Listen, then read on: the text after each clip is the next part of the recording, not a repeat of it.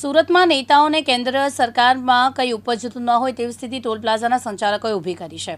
અગાઉ 2019થી 22 સુધીમાં સ્થાનિકોને આંદોલન વખતે આપવામાં આવેલી તમામ ખાતરીઓ સંચાલકોએ ફગાવી દીધી છે। સ્થાનિક GJ5 તેમજ GJ19 પાર્સિંગના વાહનોને કોઈ ટેક્સ મુક્તિ નહીં મળે। 20 કિલોમીટર વિસ્તારમાં રહેતા લોકોએ 340નો માસિક પાસ લેવો પડશે। એ પાસનો લાભ પણ બિન વ્યવસાયિક વાહનોને જ મળશે, જેમાં ધંધાના હેતુ માટે વાહનોનો ઉપયોગ થતો હશે તેને પૂરેપૂરો ટેક્સ આપવો પડશે। ભાટિયા ટોલ પ્લાઝાના સંચાલકોએ કાર, જીપ, વેન જેવા લાઇટ મોટર વ્હીકલ માટે એકતરફી જવાનો ટેક્સ વધારી 135 અને રિટર્નનો ટેક્સ 205 કરી દીધો છે, એટલે કે સીધો 15 થી 45 રૂપિયાનો વધારો કર્યો છે। ધંધાદારી વાહનો માટે માસિક પાસની કિંમત પણ વધારી 4505 રૂપિયા કરી દેવામાં આવી છે। હલકા વાણિજ્ય અને માલ વાહન તથા મિની બસ માટે પણ જવાનો ટેક્સ 215 અને રિટર્ન 320 જાહેર કર્યો છે। માસિક પાસનો ભાવ 7100 કરી દેવાયો છે। ડબલ એક્સેલ બસ અને ટ્રક માટે એકતરફી જવાનો ભાવ 440 રૂપિયા, રિટર્નનો ભાવ 660 અને પાસનો ભાવ 14660 જાહેર કર્યો છે।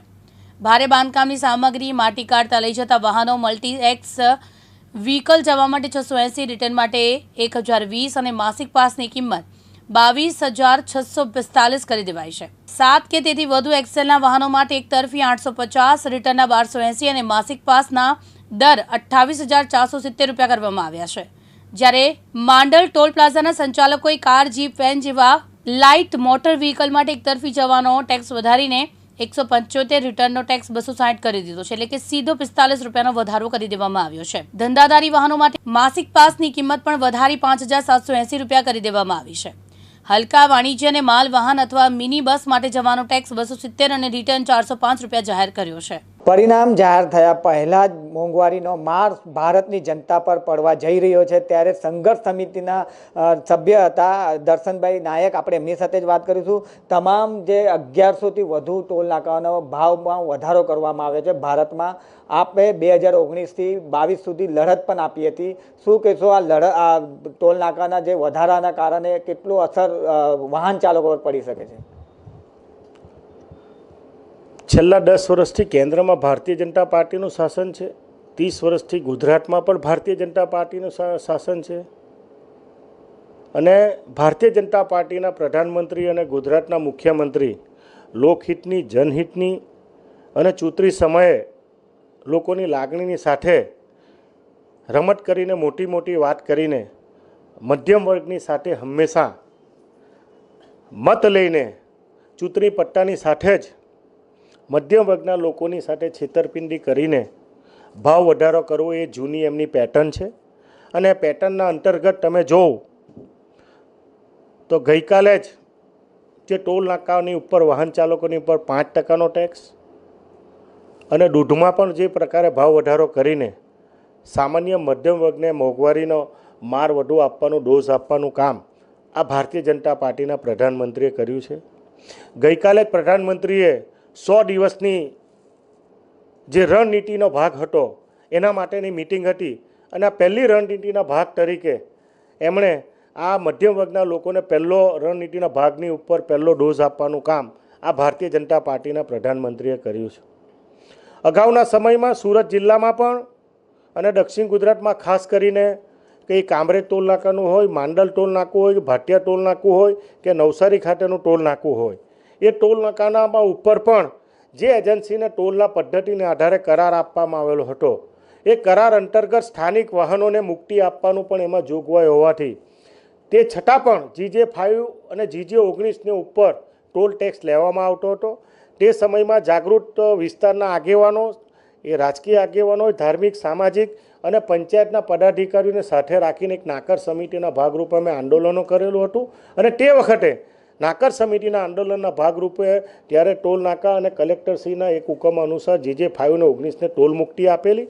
એવી જ ફરિયાદો ભાટિયા ખાતે અને માંડલ ખાતે પણ વારંવાર આવવાની સાથે અમે સ્થાનિક કક્ષાએ એક સંઘર્ષ સમિતિ બનાવેલી હતી અને ગામે ગામે વિસ્તારમાં આવતા ગામડાનો પ્રવાસ કરીને રાજકીય આગેવાનોને મળીને યોગ્ય જગ્યાએ કેન્દ્રોએ રાજ્યના આગેવાનોને મળીને રજૂઆત કરીને સુરતના અને દક્ષિણ ગુજરાતના લોકોના હિતમાં કેવી રીતે લાભ થાય એ માટેની અમે રજૂઆત કરેલી, પત્રિકાઓ વેચેલી, શહેરોમાં ઠેર ઠેર ટ્રાફિક પોઈન્ટ પર પણ અમે પત્રિકાઓ વેચેલી, કોલેજો સ્કૂલોમાં ગઈને પત્રિકાઓ વેચેલી. લગભગ 65 દિવસ સુધી લોકહિતમાં અમે આંદોલન કરેલું.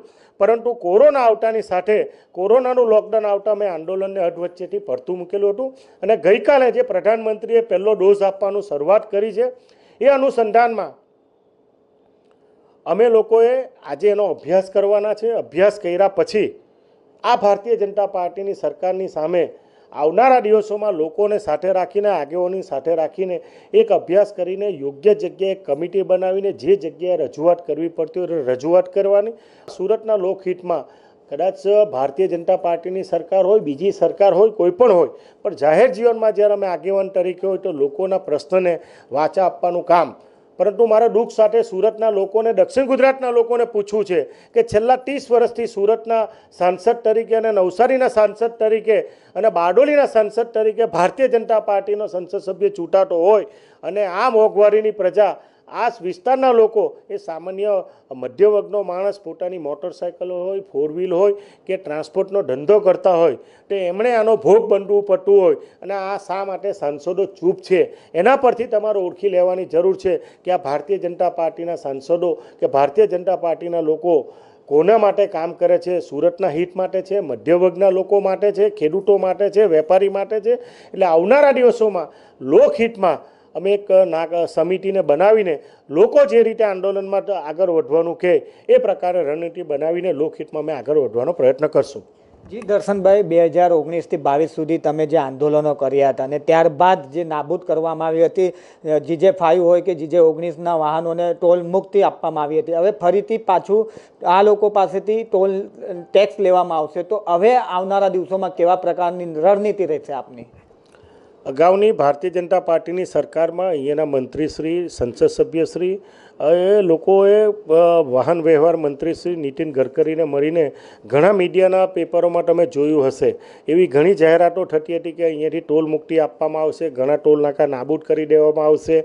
એટલે ચૂંટણી આવે ત્યારે ભારતીય જનતા પાર્ટીના લોકો લોકહિતની વાતો કરે, જાહેરાતો કરે અને જેવી ચૂંટણી પતી જાય, સત્તામાં આવે એટલે એને કેવી રીતે લોકોની લાગણીનો દુરુપયોગ કરીને લોકોનો અવાજને કેવી રીતે દબાઈ દેવો અને લોકોને કેવી રીતે હેરાન કરવું. એટલે નવા વર્ષમાં 100 દિવસની હજુ તો શરૂઆત થઈ છે, હજુ પ્રધાનમંત્રી બન્યું નથી, સરકાર કોની બહુમતી નથી આવવાની, તે છતાં 100 દિવસના રણનીતિના ભાગરૂપે પ્રધાનમંત્રીએ પહેલો ડોઝ મધ્યમ વર્ગના લોકોને આપવાનું કામ કર્યું છે. પરંતુ અમે મધ્યમ વર્ગના માણસ હોય, ખેડૂત હોય, વેપારી હોય, નોકરો, એના પ્રશ્નોની માટે અમે આવનારા દિવસોમાં લડતના ભાગરૂપે આવનારા દિવસોમાં યોગ્ય રીતે રજૂઆત કરીને યોગ્ય સમિતિ બનાવીને લોકોની લાગણી અને વાચા અને ટેકનિકલ કાયદાકીય કેવી રીતે આગળ વધાય એ માટેની રણનીતિ બનાવીને અમે આગળ વધવાનો પ્રયત્ન કરશું. જી દર્શનભાઈ, સ્થાનિક ટોલ નાકાથી વાહન ચાલકોને કેટલું ભારણ પડશે એ લોકો પર? જે રીતે આજે મીડિયામાં જે આંકડાઓ આવ્યા છે એ આંકડાઓ પરથી 5%ની વાત છે. ઘણા પેપરોમાં એવું છે કે મોટરસાઇકલ કે 4 વ્હીલ લે એવો કોઈ નાનો મોટો બહુ લાંબો ફેરફાર નથી. પરંતુ આ જાહેરાત હોય છે એનું અમલીકરણ કરવાનું કામ એ NHI એ ટોલ એજન્સીને કોન્ટ્રાક્ટ આપી દીધેલો હોય છે અને કોન્ટ્રાક્ટરો એનો દુરુપયોગ કેવી રીતે કરે એનું મોનિટરિંગ કરવાની જવાબદારી NHIની હોય છે. આપણે કલેક્ટરને રજૂઆત કરવા ગઈએ, મ્યુનિસિપલ કમિશનરને રજૂઆત કરવા ગઈએ ત્યારે ફક્ત એક જ વાતો કરવામાં આવે છે કે NHI પાસે તમે ગઈને રજૂઆત કરો, એને ગઈને રજૂઆત કરો, પરંતુ એનું અમલીકરણ, એનું મોનિટરિંગ કેવી રીતે કરવું એ પ્રકારની વ્યવસ્થા યોગ્ય હોતી નથી. ટોલ નાકા માટેના પણ નિયમો હોય છે કે જ્યાં ટોલ નાકું હોય તો 5 વર્ષનો કોન્ટ્રાક્ટરનું નામ હોય, એને કયા પ્રકારના ક્યારે એના ટોલ ટેક્સ વસૂલાતો હોય, કેટલો વસૂલ કરવામાં આવ્યો છે, એના પછી એના માટેની શું સુવિધાઓ આપવાની હોય છે, એવું કોઈ પણ જાહેરાતનું બોર્ડ કે એવી કોઈ સિસ્ટમ આ એજન્સીઓ કરતી નથી. એટલે ચૂંટાયેલા પદાધિકારીઓ જે છે, સંસદ સભ્યો છે, ધારાસભ્યો છે અને છેલ્લા 30-35 વર્ષથી મહાનગરપાલિકા પર ભારતીય જનતા પાર્ટીનો હોય, જિલ્લા પંચાયત, તાલુકા પંચાયત, સંસદ સભ્ય, સરકાર, તે છતાં પણ લોકોએ, મધ્યમ વર્ગના લોકોએ અને સુરત અને દક્ષિણ ગુજરાતના લોકોએ આ રીતે હેરાન થવું પડે એટલે દુઃખની બાબત છે. પરંતુ આવનારા દિવસોમાં એક લોકપ્રતિનિધિ તરીકે લોકોની જાગૃતિના ભાગરૂપે સરકારી તંત્રને આંખ ઉગાડવાનું કામ અમારા જેવા આગેવાનો સંઘર્ષ સમિતિના નામે કરતા રહેશે એવી તમને હું ખાતરી આપું છું. જી, જે રીતે આપણે દર્શન નાયક સાથે વાત કરી હતી તેમને સ્પષ્ટ જણાવ્યું હતું કે સંઘર્ષ સમિતિ સુરતની જનતા માટે હંમેશા લડત આપશે. મુકેશ ગુરવ, દિવ્યાંગ ન્યૂઝ, સુરત.